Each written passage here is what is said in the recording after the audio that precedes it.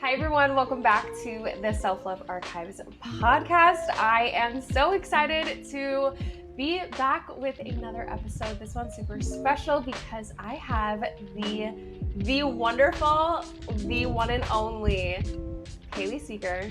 She is the founder of onewith, and she is not just the founder of onewith, but she's a friend of mine, and I'm so excited to have her on the podcast today. So I'm going to let her introduce herself, and we're going to get right into the episode. I'm so excited to be here, Julia. I've been binging your podcast, and I just can't wait to be on and see what I can contribute to this community and share onewith with this community. So thank you for having me. Thanks for being here. I really appreciate you. Of course, of course. So tell me all the things. Tell me about yourself, about onewith, how you got here. Absolutely. Yeah. So I'm Hayley. I'm the founder of onewith. We make patent pending women's swimsuits that fit like no-show underwear. I am born and raised on the Connecticut shoreline, and I came out with onewith in 2021, but I thought of the idea in 2019. So basically the way it happened was I was trying on a bunch of different swimsuits for a trip to Miami, hated them all. I literally said out loud, I just want a swimsuit that fits like my favorite no-show underwear does. That was my light bulb moment. It hit me that if that didn't exist, I had to create it. So of course it did not exist. And I set out on a journey to bring it to life. And it's been pretty incredible. We went viral for the first time not long after we launched, which I kind of have you to thank for, by the way, which we can get to in a second. Because you were the one that was like, Hayley, you need to get on onewith, or you need to get onewith on TikTok. And I was like, Julia, I don't want to do that. Please don't make me. And you were like, I think you're going to regret it if you don't. And yeah, so you are definitely in part to thank for at least urging me to like make a onewith account and start posting. So thank you for that. I appreciate it. Of course. I'm so glad. But yeah, so that was kind of how we got our start, was like going viral for the first time. And then we've had several sort of viral pops since then, and it's really just been people connecting with the ethos of swimsuits that fit like no-show underwear, that don't dig or squeeze or compress or try to morph your body into anything that it isn't. So that is something that has really resonated with people. We've always been size inclusive since we launched.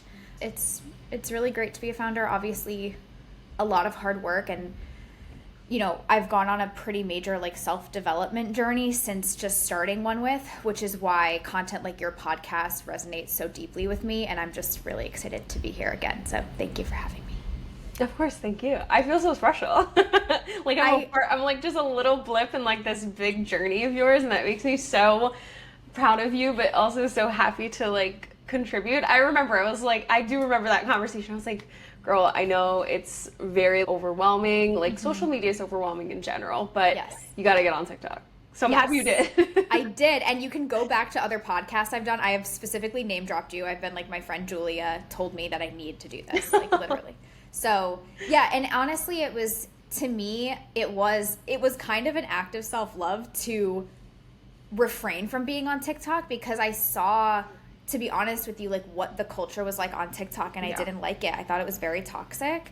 And so I kind of, you know, abstained from joining right away, sort of waited to get my footing with onewith, and then, you know, went on and went all in. But I still have really firm boundaries with TikTok, like very firm boundaries with TikTok that I just don't wish to cross. But it has been such a big, you know, springboard for my business, which I'm really grateful for. It's funny you mentioned that, because that's one of my questions for you. It's really kind of getting into that virality, because I think a lot of people get super excited over virality, and it's just, I don't personally think that it's something to get so gung-ho excited about, because it really can just, it's like it brings your content to so many different types of pages, and it's sometimes hard to pinpoint or pick out, okay, all of these people that are here, like half of these people that are here from this video going viral are the people that I want. This is the market I want to reach. These are the people I'm trying to talk to speak to. But the other half is like really hating on what I'm trying to do. But I think it's definitely a moment where you need to kind of go inward and reflect and really take yourself out of it and know that it's almost like you know how people say with social media, like, if you're getting hate, that means you're doing something right. You're just like, how? All these Yes. people do not agree with that statement. They're like, they really hate what I'm doing. Yeah. And you're just cursing the platform because you're just like, why are you showing this video to people who don't want to see this? Yes. Yeah. And that's a very real thing. And again, yeah, do I think like you know what you sign up for when you try to make a viral video, if you will? Yeah, of course. But again, are there things you can do, like you said, to kind of take yourself out of it or just lessen the impact that this video being shown to the masses has? Of course. And that's where I think, like, you know, making conscious decisions for yourself is so important. Mm-hmm. I really like respect and like appreciate your boundaries so much with it too. I know we had a conversation, I think a while back when we were talking about like that initial virality of onewith and how you ended up turning off the comments. And I was like, I don't agree with it from like a business perspective to do that. But if it's hurting your mental health to the point where you can't look at these comments or you're focusing so much, or anyone saying you, like, as anybody, like focusing so much on like the not so good comments where it's affecting your own mental health personally or as a business owner, or it's just affecting the way that you work or connect with the audience that you actually want to have, then I think that boundary, that decision is such a good one. Totally. And you're not the only one that told me it was ill-advised to obviously shut them off. I shut them off in February of 2022 and they've never come back on. And we're recording this May 2024. So that's kind of crazy. But yeah, it was part logistical. Like, genuinely it was logistical. I didn't just, and let it be known, when the comments got shut off, it wasn't just shutting off the comments. I also privated the account, because we were getting more orders than we could keep up with. Like, I was genuinely concerned that we were reaching, this sounds wild, but again, we were so much smaller. We were reaching too wide of an audience and we did not have the infrastructure to support this volume. So it wasn't just the comments going off. I also did private the account, and I forget if I don't think I've said that before. Like, it wasn't just a shut off of the comments. It was a unilateral, like, closing this channel so that we can keep up. And then when it came time to, I like unprivated the account, the comments stayed off, and then I'd be like, oh, I'll turn them back on. And then again, it was just like, I saw some stuff I didn't love. And honestly, now that, we've been at market for longer and our Instagram comments have always been on, like, I know what it is, and I know, what we get. We get an overwhelming positive response on Instagram. TikTok was just like a different beast for us, and that's why ultimately I decided, like, I think our demo is more on Instagram than TikTok, if that makes sense. Yeah. You know what I'm saying? So that's why I wasn't so averse to shutting them off and keeping them off there, because again, I was like, oh, I think our people are more on Instagram, if that makes sense. Yeah, no, that makes a lot of sense. And I do remember talking about how you privated the account because it was just like an overwhelming amount of people. And honestly, I commend you for doing that, because I would just be like, because, it's what happened was such a good problem to have. Yes. But to pivot and make that decision was probably such a tough decision, because you're like, you're probably thinking in your head, like, I don't want to close anybody out from purchasing onewith, because you want, especially as like a newer brand at the time, you want that traction. You want there to be sales, and you want people to connect with onewith. Yeah. So to really focus on the people who were already there, I feel like was such a good move in regards to like kind of like shutting everything down in a way to really focus and prioritize the people that you already did kind of reel in. Exactly. You said it. I need to like bottle up what you just said. It was perfect. But yeah, no, that's exactly what we did. And again, it was just kind of a realization to serve the people that, like you said, we had captured at that point. Yeah, and I love that so much. So are there any other boundaries that we're on this topic? Are there any other boundaries with yourself as like a founder and as a woman that you've set in regards to work and your career in general, including, of course, running a business, that would, I think all boundaries help us with our own self-love. So any boundaries at all in that way? Julia, so many. You're like, here's my list. And it's like, I don't mean to be that guy who exhausts the term boundaries or uses it lightly. I can't express enough how radically different of a person I am than from when I started onewith, because of rules. Like I always say, every time I go through some sort of like breakthrough moment, whether that's going viral, whether that's like an actual breakdown, like whether I'm way overwhelmed, I come out, what I always say is like I come out of that with like a new constitution for how I'm doing things, right? I come out with a new set of rules that I'm implementing. So multiply a new set of rules by, basically 5 years now of working on this business, and you get a completely changed person. So to answer your question, yes, there's so much. And I think like in terms of from like a self-love perspective, I reached a point in like spring of 2022 where I was so overwhelmed and felt so at the mercy of everyone around me.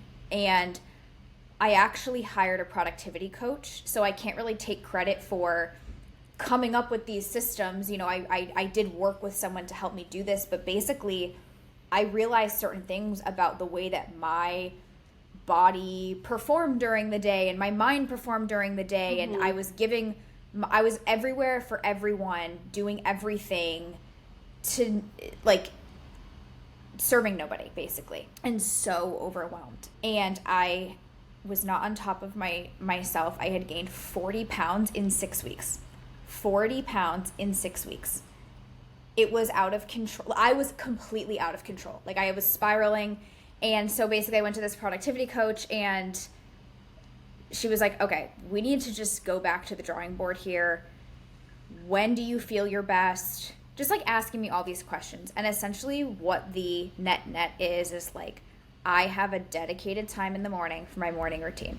I do not let anything in before that time, that cutoff time. I only do my calls between X and X time, right? Anything after that is like, if someone requests something after a certain time window, can't do it. We'll have to go to the next day or whatever, my next availability is in that time slot. There's just so many things. I really can only handle doing 2 big things a week, like whether that's 2 shoots, whether that's like a major event, whatever that is.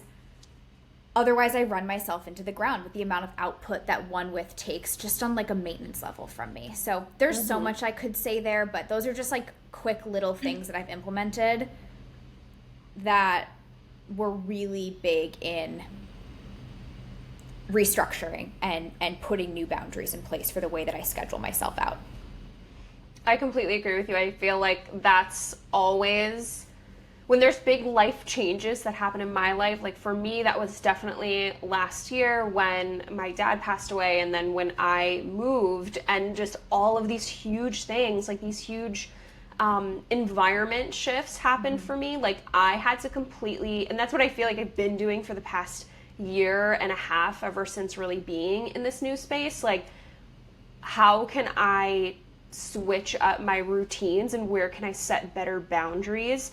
I think we're always, as people, stuck in this, this is the way that we're supposed to do it, whether it's just the way that we've always learned how to do it, or whether it's just the way that we think we're supposed to do it, when it doesn't have to be that way. Like, exactly. I know in my head, my parents would always get so annoyed that I slept really late, and I just have my dad in my head, like, I get up at 4:30 in the morning to go to work, and I drive there, and I gotta be somewhere, and I'm just like, but that doesn't work for me. Right. I I kind of went inward and I really listened to myself in probably the same way that you did in these moments where, okay, when do I really feel my best in the morning?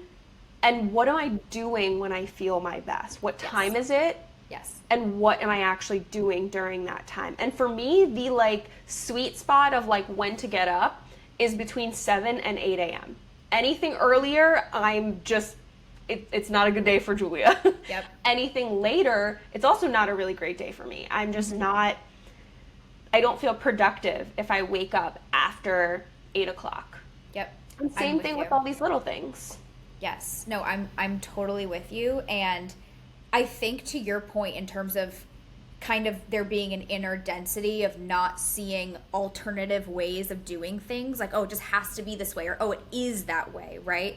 That's where I do think, you know, whether it's, you know, you having the ability to step out for a second and look at your life from like an objective perspective and say, okay, maybe I could set a window to sleep up, you know, or to sleep to, you know, whatever that is. Or I personally struggle with that sometimes because I can be very, very dense. So me having people like, again, a productivity coach or a mindset coach be like, okay, well, why do you do that? And like make me explain why I do that. And they're like, that doesn't sound like you have to do that. Like that is very valuable for me. And I'm like, but I have to, you know what I mean? And it's like, do you though? You know, so there's a lot, I think, of value in outsourcing the ability to like look at your schedule or your routine or your habits or whatever that is. But again, I also think a lot of people are capable of doing that themselves. I just struggle with conjuring that up within me, if that makes sense. Yeah, no, of course that makes sense. I think sometimes we could even go as far to say like there are certain people that could be more helpful for some people versus others. Like I love always mentioning that I have a girl that comes and cleans my house. She only comes once a month. And it is the best day of my life when she comes because she saves me probably like a week's worth of cleaning. Yes. Because I'd have to fit it into my schedule and figure it out. So would I rather spend the $200 on her to come clean my whole entire house for one day?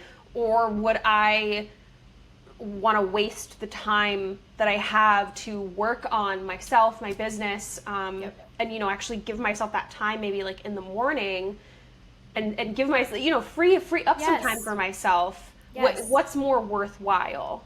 Absolutely. Well, and you also have to look at it too as like an opportunity cost situation. Will it cost you more, Julia, to spend a week cleaning your house? Yeah. In opportunity, in productivity? The answer is yeah. You spending that $200 is something that will ROI. Like you will see a return on investment from that because you are more free to do things that make money, make time, make, you know, things that you want to do. The thing that I by far spend the most money on is my time. Things to outsource my time. And that is the best possible gift that I can give myself at this juncture of my life. And I'm sure you're in a similar situation, but yeah, outsourcing my time, if you will, if we can call it that, is such an amazing investment in yourself. 100%. And I think if we can listen to ourselves or hire someone that can help us listen to ourselves, whatever that ends up being, like a psychic. I say, if you believe in it, great. If you don't, fine. But if something is going to help you, why not be open to that, you know? Absolutely. It's such a big thing. Like, why not be open to something that could potentially help you? So if we can listen to ourselves or hire that person to help us listen to ourselves, I think that saving time here, being more productive there, or making sure that we are working out like our daily schedules or our weekly schedules or monthly schedules to an extent where we're actually putting in the time to care for ourselves in regards to self-care, doing what we have to do for whatever, you know, if we own our own business or if we have a career, a 9-to-5, whatever it may be, building relationships and connecting with people that we care about, friends, family, significant others, whatever the case may be. If we can be able to better productively set up our schedule and our day-to-day, I think that we can, at the end of the day, we end up loving ourselves more. I can't tell you how much more productive I am and how much more I connect with people just because I meditate every morning for like 10 minutes. Yes. And like, that's it. Yes. No, it doesn't.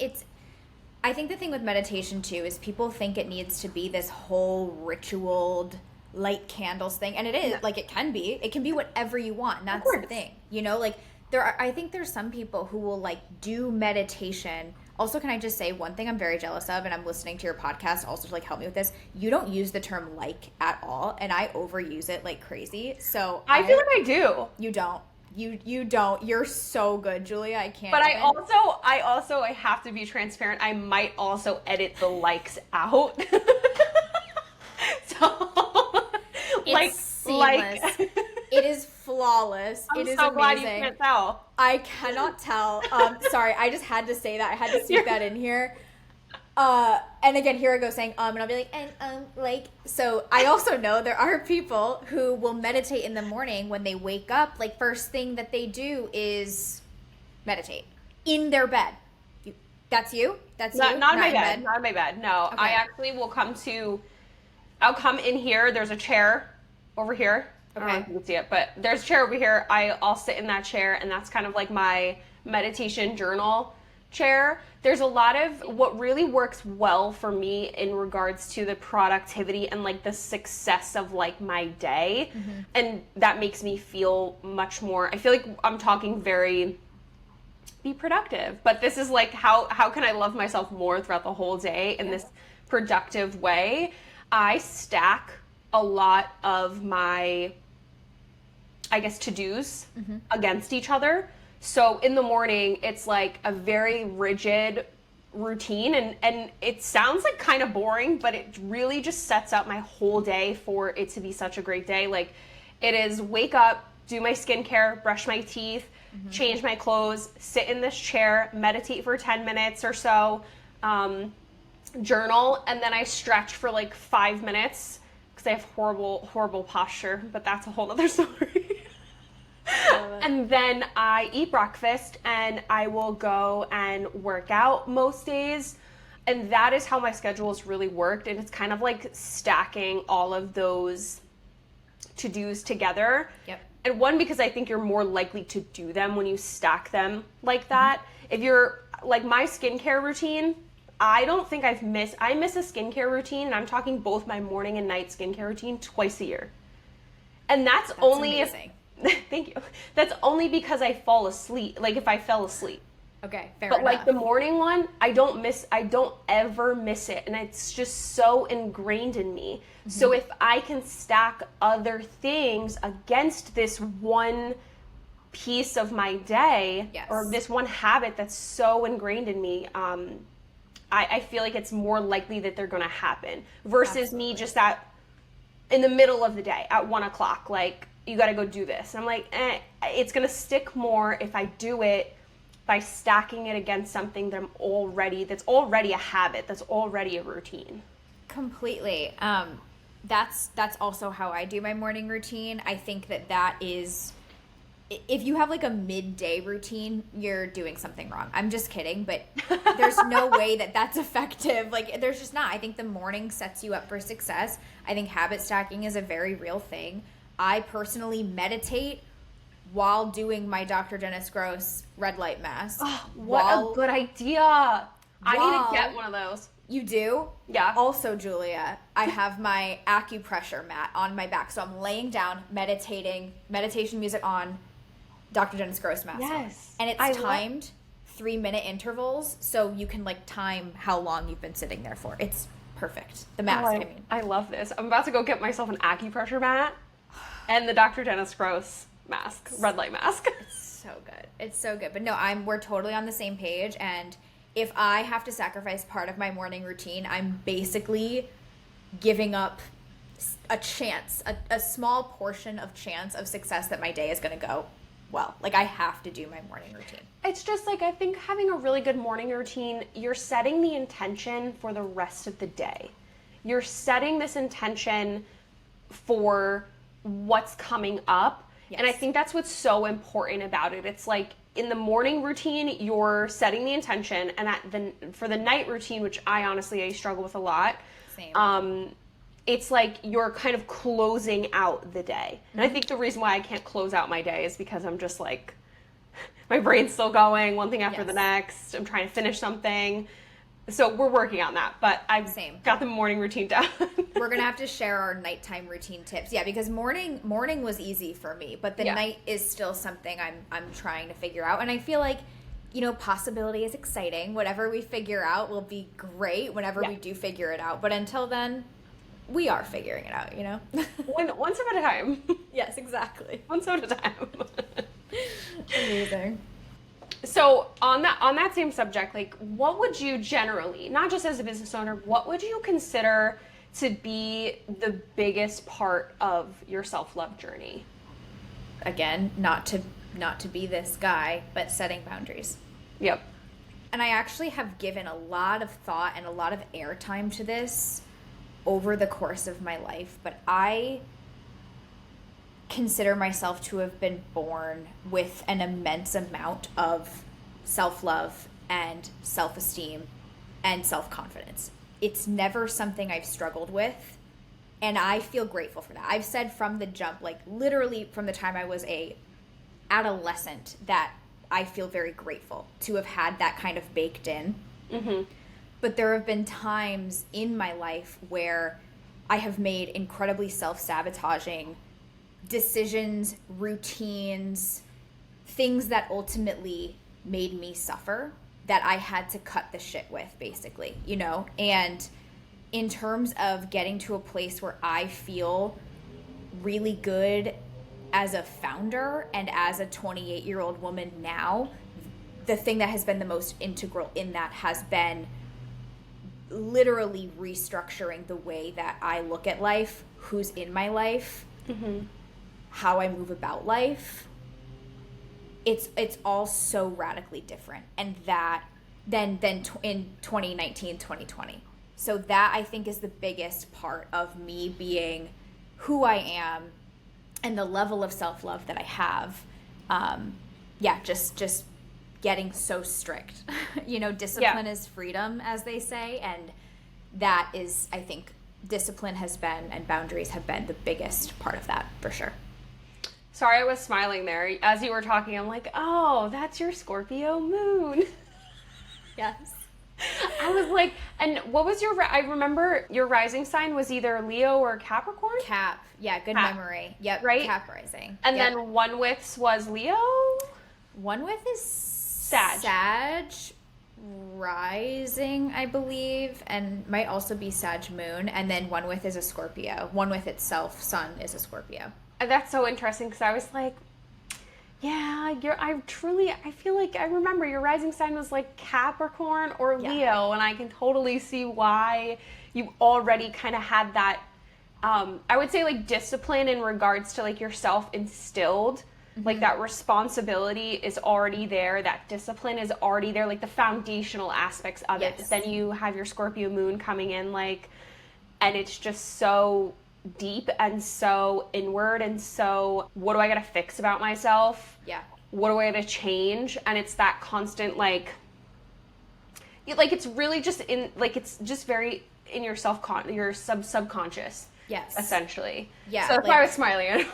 No, I love it, and good memory on my placements, if you will. But I have 3 things in my chart, literally, which is Libra, Cap, and Scorpio. That's my entire chart. Like, I don't have anything else. Well, you do have everything else.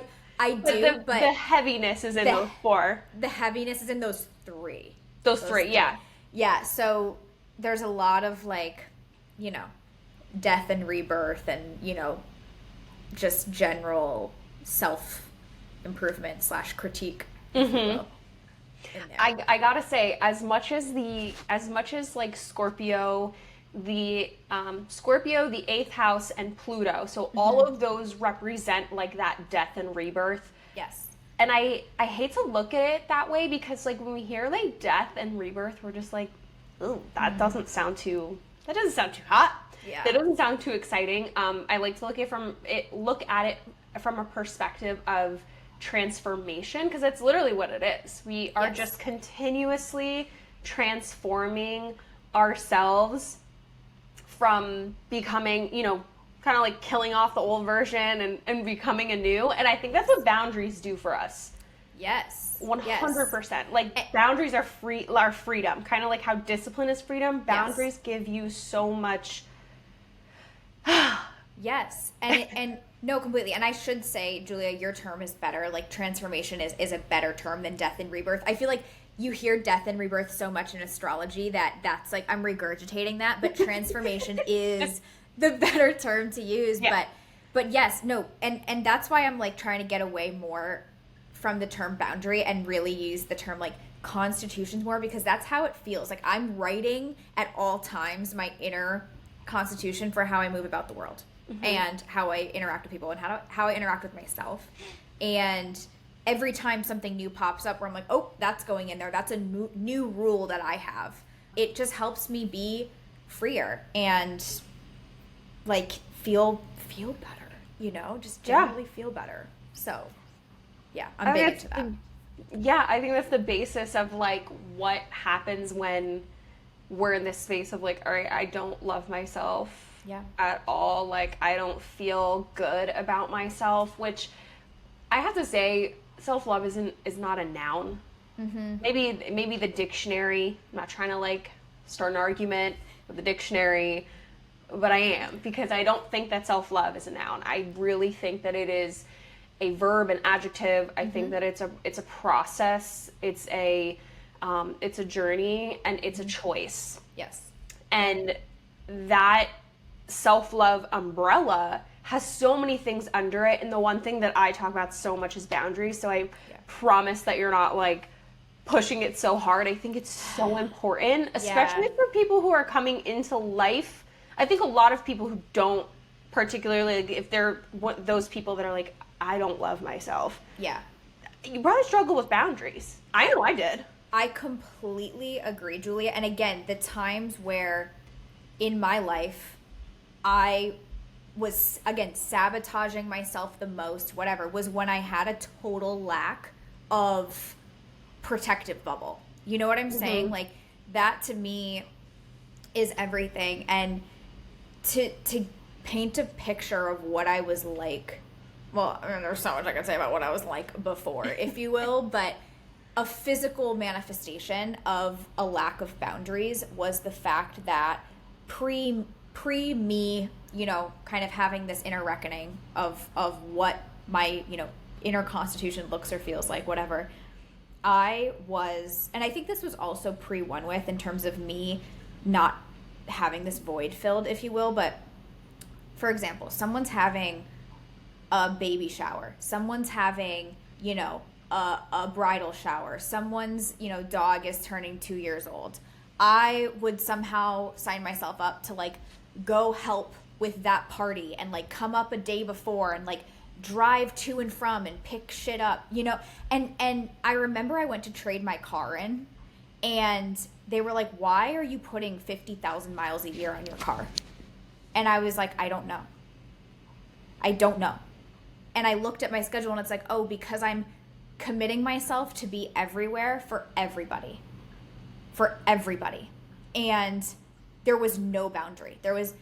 I remember the first time I said no to going to someone's like bachelorette or something, like bridal, like something like that. I don't even know. And it was like earth shattering to me because I'm like, oh my God, I can do that, Yeah. But like my car was suffering, my health was suffering, like everything around me was suffering because, again, I also think a lot of it was this inner productivity void that I had of wanting to be helpful, wanting to be useful, wanting to make, wanting to build. And I didn't have onewith yet. So I was, again, like seeing opportunities for like going and helping people with random stuff that I should have never even been asked to do. You know what I'm saying? Like them asking would have been a financial, mental, physical boundary to cross. But it's like the fact that I just was signing myself up for all of that turned into a really big debit on my health, my finances, myself, my routine, my productivity. Like what I could have been giving to onewith, or my business, had I had onewith at that time, that I was giving to other people was crazy. And again, like, it manifested in physical ways with my health, with my car. Everything around me was suffering, you know? I think it's important as women that we know that we can say no. Because I had the same problem. I was trying to be everywhere, doing everything, taking every opportunity, showing up for everyone. And it was coming, I think that it was coming from a place of either FOMO, of like really just scared of missing out on a potential opportunity or a potential moment to connect with someone. I didn't want it to ruin any relationships. And I think that just came from a really deep-rooted, first of all, a deep-rooted, I would say, task or discipline that us as women are just supposed to say yes, are just supposed to drop everything. Of drop everything that we're doing, stop trying to fill our cup, and go fill other people's cups. Completely. To be just a giver, not a taker. And so I think it was partially that, and partially just the way that a lot of us are raised as women, but also that deep-rooted fear in me of, okay, if I don't show up, what's gonna happen? When nothing's gonna happen, if anything does happen, the opportunity wasn't meant for you. The friendship isn't valuable enough to get over that hump, or for them to have any respect that you're just trying to take care of yourself. Or 3, I think the other side is really just coming from a place of like, hey, you did all this other stuff for me, but why aren't you doing this? That assumption that you're just gonna keep allowing that person or that thing to continuously like step all over your lack of boundaries. They always say, like, the people that get mad at you for setting boundaries are the people who benefited from you having none in the first place, or having a lack of. And that is true. It's so true. It's so true. And also, to your point, like, we came up in the influencer space or content creation space at the basically exact same time. And that was a major part of me, like, putting the damn miles on my car. Like, oh my God, this gallery in Greenwich asked me to come and take photos. And then people around me would be like, are you getting paid for that? And I'd be like, well, no, but it's a good opportunity. You know what I'm saying? And it's like, and this, oh, wow, I wonder why I'm totally burnt out. You know what I'm saying? Like, it is a FOMO. It is like a wanting to be helpful. It is a way we were raised as women, and just there's so much that goes into it. But yeah, like, I also think, though, I would bet there's a lot of content creators that went through something really similar to what we did, because of the constant stream of, when I say what we did, I mean like being like, oh wait, I need to have boundaries, like a reckoning of sorts. Because of the constant stream of opportunities to meet people, go places, get free things, meet this brand. You know what I'm saying? Like, I think it was information overload for a really long time. And I think that I'm kind of right there with you with I got a list of boundaries that I have set now, and I definitely feel so much better. I feel so much more connected to myself. But in that, and I have the opportunity to actually like give more to myself too by setting the boundaries. But in regards to the influencer space and the creator space, I say no so much now, and I don't feel bad about it. Because I think by always saying yes, I've realized that a lot of the things were not worth my time. Yes, absolutely. I mean, and that is such a hard thing to deal with, especially when you're someone who values your time so much, looking back and being like, oh my gosh, and you don't want to call it a waste of time, because you learn, you know, but the amount of time I've given fruitlessly, if you will, it can be so unsettling, you know? And I don't want to be like negative about it, because boundaries really are about creating freedom and stuff, but you have to see them for what they are, and you have to get to that point of wanting to set them and understanding the kind of cause and effect of it all to really appreciate the benefits, if you will. For sure. 100%. I want to switch gears a little bit over to what you mentioned before about onewith and being size inclusive from the get-go. It's been a topic like on my mind a lot because I've gained a lot of weight over the past year and year or two especially, where I've gone from kind of being in this place of being confident that I'm going to most likely fit into straight sizes but be at the end. I've always been like towards the end of straight sizing. I've always been a large. I've always accepted, and I'm just used to that, the fact that like this company, like this little boutique that you just walk into like at the Jersey Shore, I'm like, I know your pants aren't gonna fit me. I've always had an ass, and I'm really okay with having an ass over trying to fit into your pants, so I'm good. I've accepted that, I'm good with that. But I've always been able to get lucky or fit into like the tops or the sweatshirts. But since gaining weight, I am way over that threshold now, and like I cannot walk into any boutique or shop at any store that only sells straight sizes because it is more likely than not I will not fit them. So it's been an interesting, I wouldn't say realization, but because I've always been on like the higher end, I've always not fit average sizing or straight sizing. I've always been like mid-size, but now I'm on like that teeter of like mid-size plus size. It just depends on the brand. Of course, we know women's clothing are not the same across the United States, across America, like across any continent, across the world. It's wild. That's a whole nother subject. But I've noticed a lot lately the brands I don't fit into anymore, that I can't shop from. Mm-hmm. But I've also noticed the brands that split things in half, where they're like, here's plus size, here's straight size. Mm-hmm. And they like, for some reason, keep them on separate tabs. Yeah. So I want to start by saying like, I appreciate that you don't do that you actually just like, here's what it is, pick your size. Correct. And that is how I look at it. Like to me, it's just us making as many sizes as possible for women. Like that's what we do. Do you know what I'm saying? And mm-hmm. and yeah, I touched on it lightly, but I have been up and down in weight my entire life. I have run the gamut. So to me, if I were to create a brand that didn't have a vast array of sizing, it would be hypocritical and the antithesis to my journey so far, legitimately. Yeah. So there's that element, and I totally relate and resonate with that. And it was part and parcel to me to launch onewith being size inclusive. Like that was so important to me. Yeah. The idea of someone coming to our brand and us not having their size like broke my heart. And it goes both ways. Size inclusivity goes both ways. When we started outsizing, if you will, like people started, all of our sizes were too big for them. There was a time where our extra small was too big for people.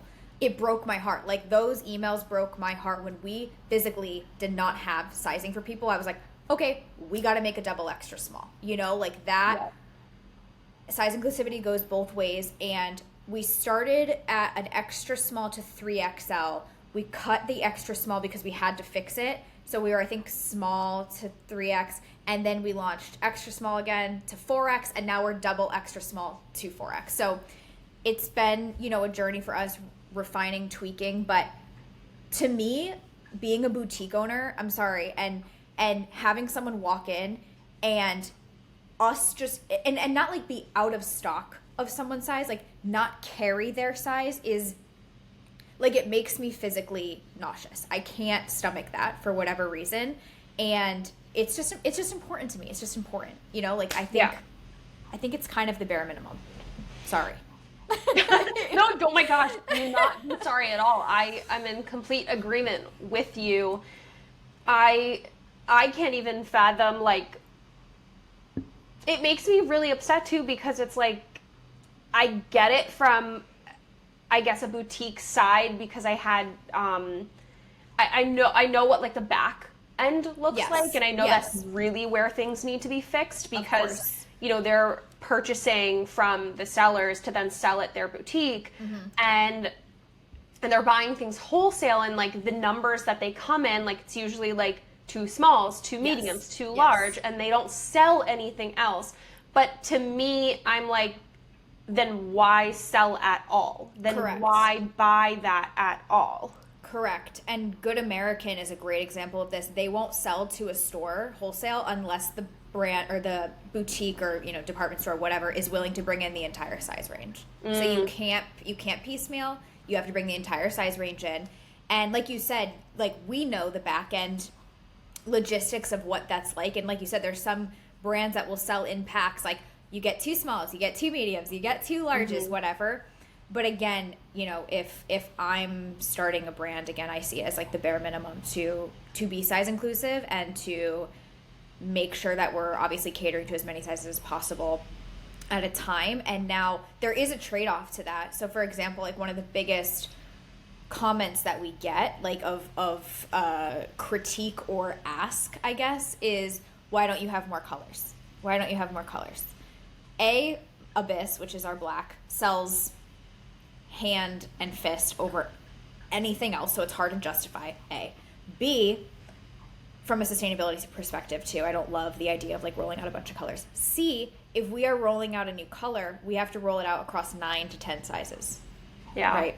So that's a huge expense for us. It's expensive to be size inclusive. So again, I would very much though rather represent lots of different sizes than have the world's biggest selection of color on my website.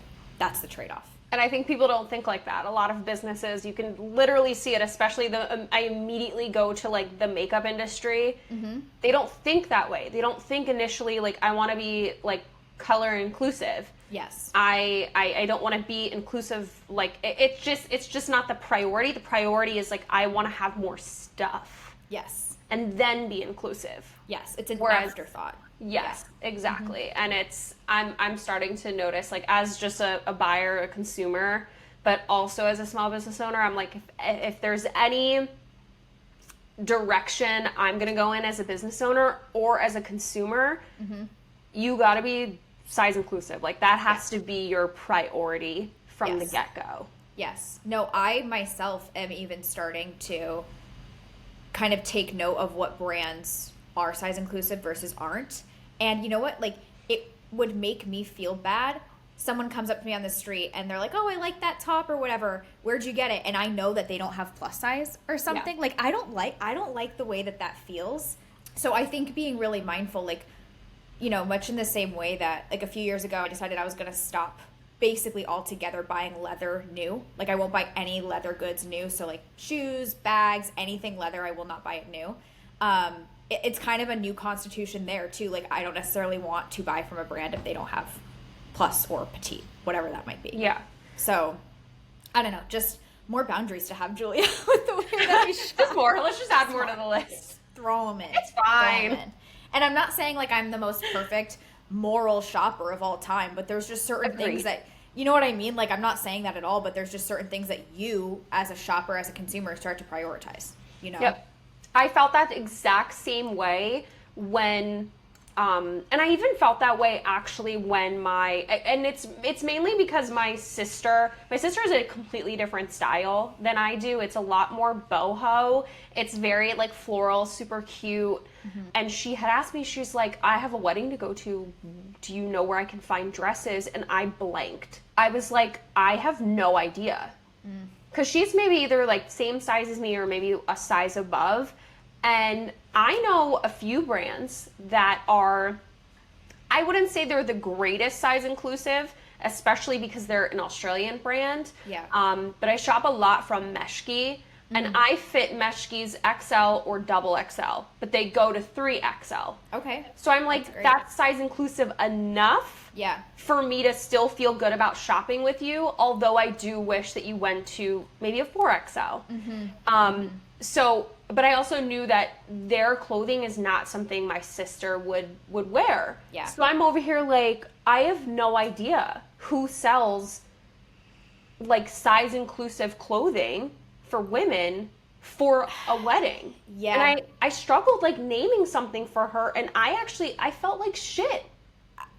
I was just gonna say, like, and I'm sitting here listening to you say this, and I'm like, how are we dealing with this in 2024? Like, how is this? Literally. Like, that should be the easiest thing you do all week is tell your sister where to buy dresses. Exactly. You know what I mean? I'm like, it's not that serious, but it gets really serious when I can't even name 3 of them for her to go look at. Yeah. No, that is such. Now I'm gonna be on a mission, Julia, to like find. I actually have to ask her if she bought anything yet. I think I ended up doing a little bit of research and just keeping like an eye out. Off the top of my head, again, they're more in like my style category, and I would consider my style like it is a little bit more risky. If you would say like I was gonna say like glam. Thank you. Yeah. Here I am. You're like risky. But I say that because I take risks in the clothing that I wear. And I like tighter clothing. So I like to show off my ass.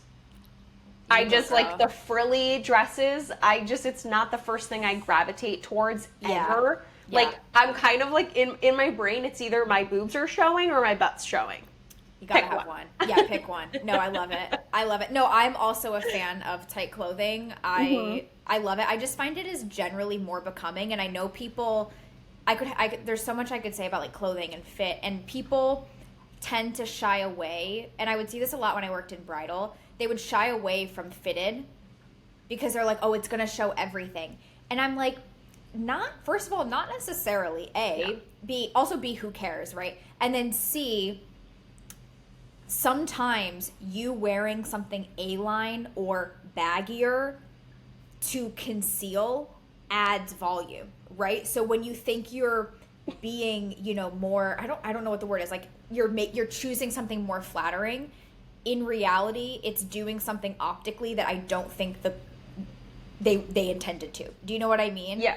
And so I in general think tight clothing is generally more flattering. I'll say it. No, I completely, utterly agree with you, because I can't tell you how many times the videos that go viral on, actually jumping back to what you said about virality for onewith, the virality for just my social media platform as a creator, I actually get more hate on Instagram than I do on TikTok. Really? Oh yeah. Like, see, you're not the first person I've heard say this. This like blows my mind for some reason, and I don't know why. But you are not the first person I've heard say this. I find that really interesting. I think it's because I allow Instagram to share my post to Facebook, and it's the Facebook comments that are really, because they just all come in as like one whole, like it's just your comments, right? It's not like you don't really know exactly where they're coming from, but I'm making a good assumption that they're coming from Facebook, and that's only because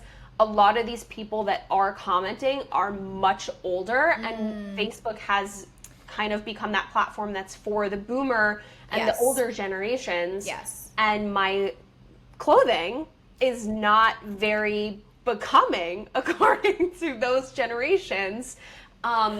So it's the hate, it's wild, because the hate really just comes from either very young girls or very mature, I wouldn't even call them mature, but very like much older women. And it's sad, because I'm like, my comments are like just this boatload of like women hating on another woman and saying, I don't like that. It's horrible. I'm like, they're like, you shouldn't wear this, you should wear A-line. And I'm like, why? So I can look like a bag? I can't. Like the term A-line in my head, like I just used it before and I'm like, I can't. I actually, going back to comments, self-love, like body image stuff, one thing I've said internally a lot with onewith is the general body discussion in comments needs to stop. It really does. And I'm not talking about other people's bodies either. I'm talking about when I open up my comments on Instagram and I see people talking about their own bodies. It needs to stop, because it perpetuates the general discussion that can go negative very quickly. But I get people, like, I think what bothers me for other women is I'll get a comment. I'm just giving an example and I'm making something up, kind of.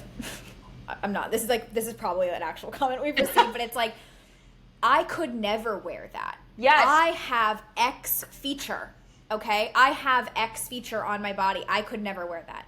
Okay, well, what about the woman that's opening up the comments that also has X feature on her body and she loves wearing that, right? Like, that's her jam. That's her shit, right?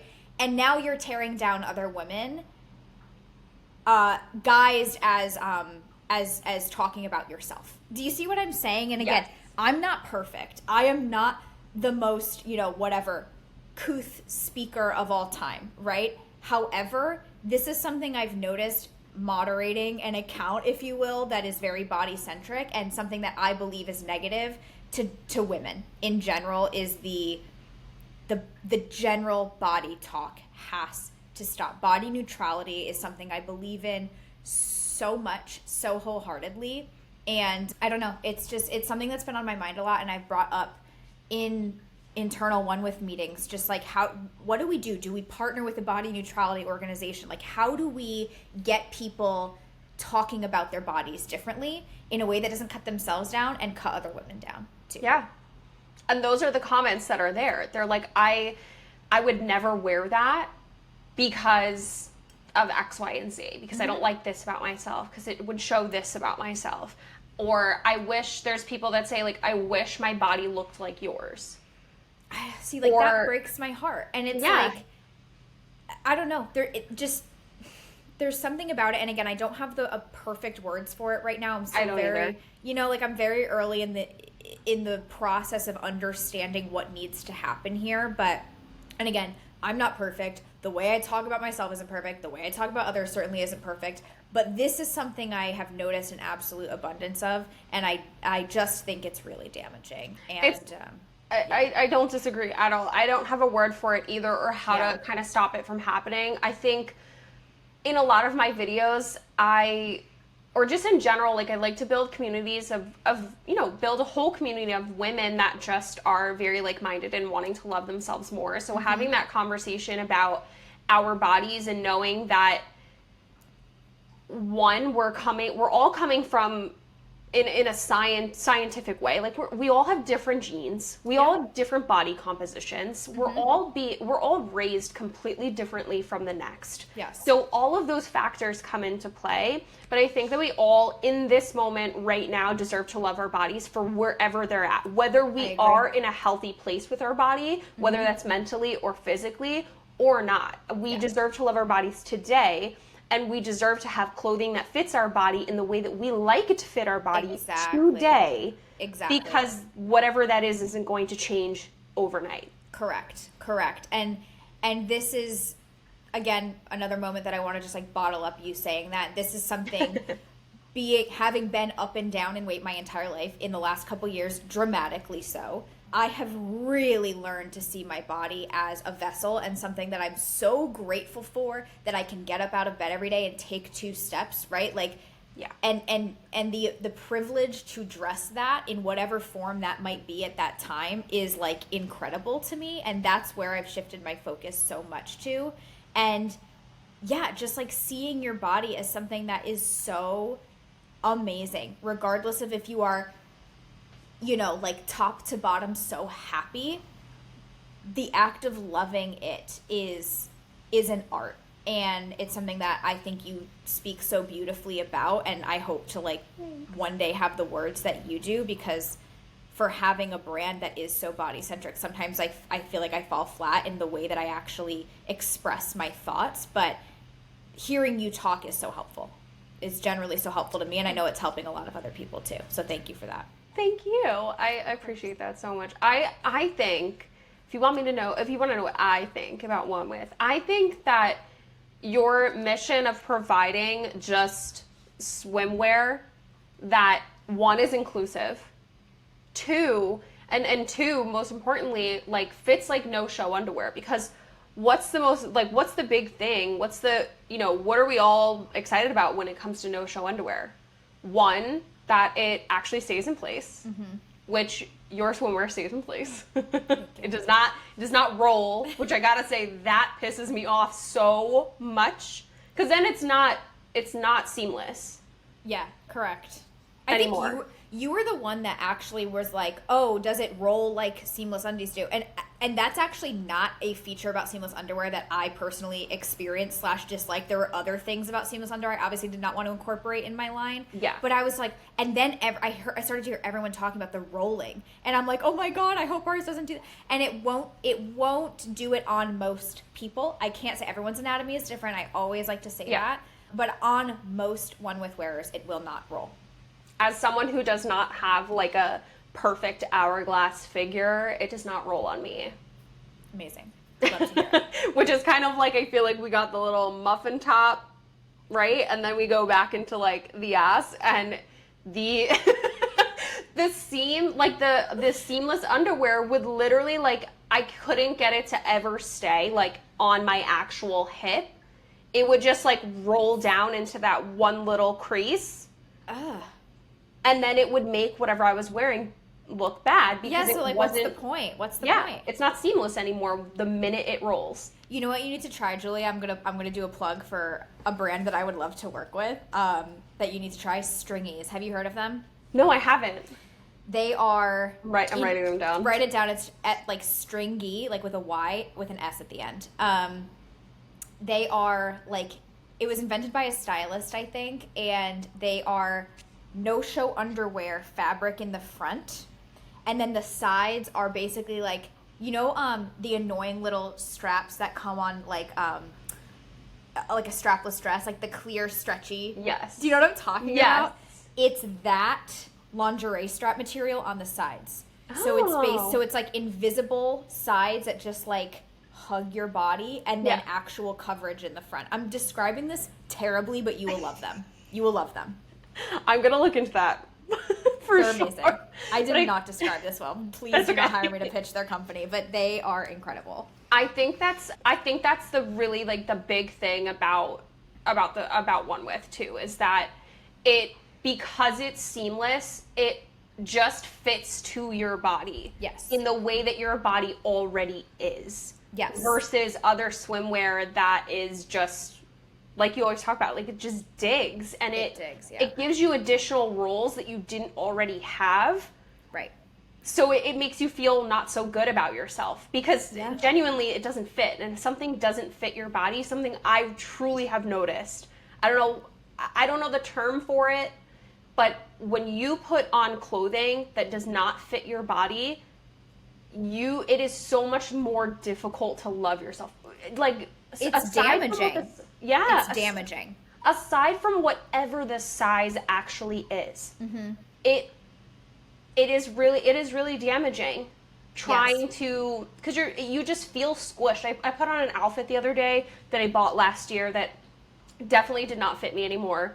And I'm sitting in it, and I'm like, this does not fit. I do not feel good. I do not feel cute the way that I felt cute when this did fit my body. And for a moment, I was a little upset because it doesn't fit anymore. Obviously, that means that, like, I've gotten a little bit bigger. And in that moment, I was, like, really upset. And I'm like, but it really is not, like, the way that I feel right now has to do with the fact that the clothes don't fit my body. It doesn't have to do with the fact that I got bigger. Yes, and it is temporary, and that thought will change when you remove that item of clothing from your body. Do you know what I mean? And it did. Yes, and trust me, I have moments like that too. Like, I tried, and I know you talked about this in a podcast, and it's funny because I'm the same way. Like, you're an emotional dresser, I remember you saying. Yes. I am as well. And it's like, if I put on something in the morning where I'm like, oh my God, this is squeezing me, and then I know that I'm signing myself up all day for being like, you're being squeezed. Like, you know what I'm saying? I'm like, nope, it's got to come off. It's got to come off. And we just have to start thinking like that. And I'm not saying that OneWith, when you put your OneWith on, that it's going to fit perfectly. You might have to exchange it. You might need a different style, whatever. But the ethos of our brand, obviously, is to not dig, is to not squeeze, is to be one with your body. That's where the name came from. Yep. I probably should have led in with that if we're talking about like self-love and stuff like that, that the name of my brand comes from wanting something that feels one with my body. I love things that feel like it's working with me, not against me. And just everything you're saying, co-sign. I love it. And honestly, I'm sitting here. I got invited to go on my boyfriend's family friend on their boat Sunday. And I have not tried on any of my swimwear since last year. And like after trying on that outfit like 2 days ago that didn't fit me and realizing that maybe like I got a little bit bigger than last year, I'm like, fuck. Like what am I gonna wear that I'm gonna feel like happy and confident in on the boat on Sunday? Well, if you need me to overnight someone with to you, just holler at me. You're so sweet. It's funny because I literally, the first thought was like, yeah, there's probably no other bikini I'm going to try to wear on Sunday except for what I like my one with bikinis. That makes me feel really good. But I don't want you to be stressed ever trying on your swim, and that's why I'm saying just shoot me a text if you need me to overnight you something. I will. I'll go try them on like after we chat. No, if you text me again, I will hop to it and make it happen. I appreciate you. I love it so much. No, this has been like such a good, I feel like there's so many topics that we could have covered today, but this is just the beginning. It's just the beginning. I'd love to come on again and talk about like wellness routines. You talked about magnesium, and I'm staring at my magnesium bottle right now. Like I feel like we could do the best. I feel like we could talk about like that in another episode though, like doing our routines and supplements and things that tips and tricks. Oh yeah. If there's anything that has like changed my life, especially with like someone who's got real heavy anxiety, because I'm just an overthinker, magnesium. So good. I do the topical one from Symbiotica to go to sleep. Like I spray it. Yeah. So good. I have a topical one. I might try that. Yes. It's so good. I think to close out, I have a really great question for like other small business owners. What advice would you give to other small business owners in starting their own business or continuing with the success of their business, in regards to self-love, or in regards to my favorite thing that always is an umbrella of self-love, imposter syndrome? Yeah. The one thing I always say is, and this sounds so simple, but you have to make sure that whatever it is you're embarking on, continuing, expanding, please make sure that you love it. Like, I'm talking to your core, in the marrow of your bones, love this thing. Like, I said yesterday on a call, and this is so dramatic, I would take a bullet for One With. I feel like in many ways I have taken bullets for One With. I love this so much I could cry. That is what keeps me going. If you don't have that, if you're sitting there being like, ooh, do I have that? You don't have it. And I hope to God everyone in your life has something that they feel that way about, whether it's a person, whether it's a child, whether it's a business, but you have to make sure that you love it, because there have been times for One With that were so hard mentally, physically. It could have like broken me if I didn't love it as much as I did. And it, like some things did, like did really impact me in a negative way. But the thing that keeps you going is the love of it. And I think many entrepreneurs will, be shaking their heads and understand exactly what I'm saying right now. Like, I don't think that this is that unique. I think it's a pretty common trait of a lot of entrepreneurs, but I think it's something that needs to be really looked at and felt in your bones, that this is like your thing. Yep. Hopefully that it's very dramatic, but no, it's exactly like I completely utterly agree so much. Like, even as you were saying it, I'm like getting like slightly internally emotional about my own, like, about the self-love archives. I'm like, I really do love this, and I would do anything for it. Anything for it, and that is just it. And again, I see people who are kind of half in, half out. And listen, there are times where I'm like, I'm going to be 50% in one with today. You know, like I need to be doing Hayley stuff. Like I'm not saying it's like constant, you know, like complete and utter, you know, whatever, but it has to be like basically your heartbeat. Not to be dramatic. Like the thing that you are embarking on has to be your heartbeat in a lot of ways. It's like, it's kind of the same thing with loving yourself and having a relationship with someone else. Like, I gave this example the other day when someone asked me, like, how do I love myself today? And I'm like, the way that you have to look at it, the way that you have to look at your relationship with everything, your relationship with other people, your relationship with things, your relationship with yourself, the relationship with your business. You need to understand that you love them. You're choosing to love them, love that, or love this. Yeah. And you're making that choice every single day to do that. But you're going to have days where it's going to be tougher to make that choice and easier to make that choice. Just like if you have a significant other and you're like, you're really annoying me today. And like, I love you, but like, you're annoying me. Yeah. Or if, you know, when you are talking more directly about yourself, like you're gonna have days where you wake up and you're just like, I really like am struggling to look at myself in the mirror and love this body that I'm in. And then there are other days that you're waking up and you're like, yes, I love what I'm looking at in the mirror. And with your business, it's the exact same thing. Yeah. Today might be a really tough day because of X, Y, and Z. And there might be a lot of easier days where you're literally like have tears of joy because you're like, I love this so much. Yes.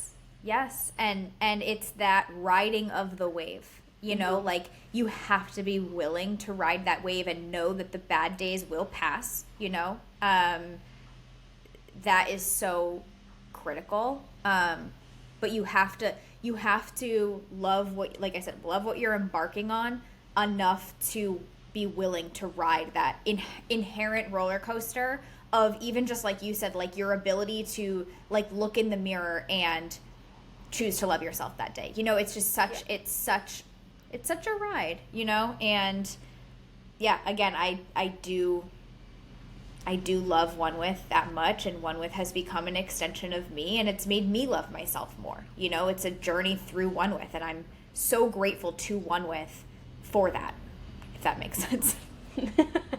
Pun intended, ride the wave. Right? I know. Sometimes I say things and I'm like, oh, that is so, I'll be like, oh my gosh, yes, this, you know, whatever so for One With. Yeah, it was so, I'm like, that was so smooth. It was so seamless. And I'm like, I love it. Well, thank you, Hayley, so much for being here. I appreciate you to the moon and back. This was such a lovely conversation, and I cannot wait to have you back and for all of the things that are to come for One With and to smooth sailing. But I love it. And likewise, Julia, I love what you do always. I love, like, even if I was not your friend, I love consuming your content, and I'm so grateful for what you're putting out there. I drove into the city last night and I just listened to as many episodes as I could because and I learned so much from you. Like, I just want to say that. Thanks. I listen to a lot of, you know, self-development podcasts, and because I'm so in the weeds of it, there's very few things I haven't heard people say before, and you actually put me on to things that I had not thought about before, and I'm so grateful to you for that, and again, just for what you create and put out there in general. So thank you. I got little tears in my eyes. Thanks. Oh.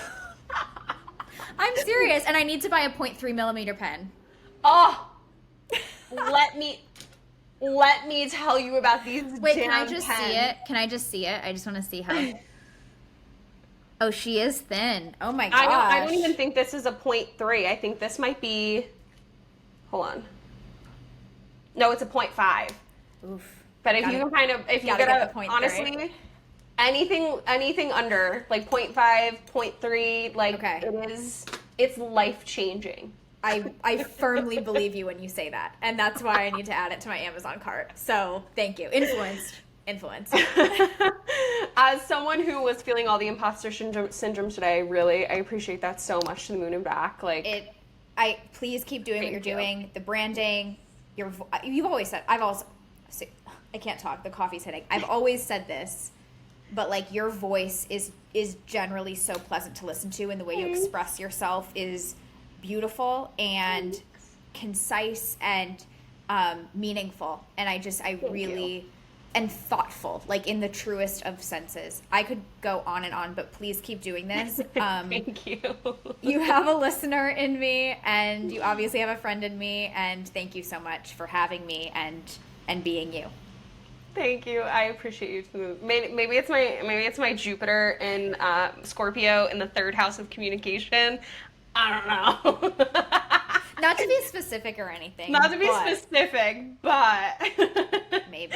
Thank you. I appreciate you. Thank you so much for being here. And thank you guys so much for listening to today's podcast episode. I appreciate you coming back. Hayley, please tell everybody where they can find onewith and where they can find you and just all the things that you want to share. Absolutely. You can buy onewith at onewithswim.com, and you can follow us on Instagram, TikTok, but Instagram's like our main thing, at onewithswim. So that's my plug. I love it. Thank you so much. I love you. I appreciate you. And I will see you guys, not next week, but the week after, 12 o'clock Eastern Time, Sunday. Love you. Bye.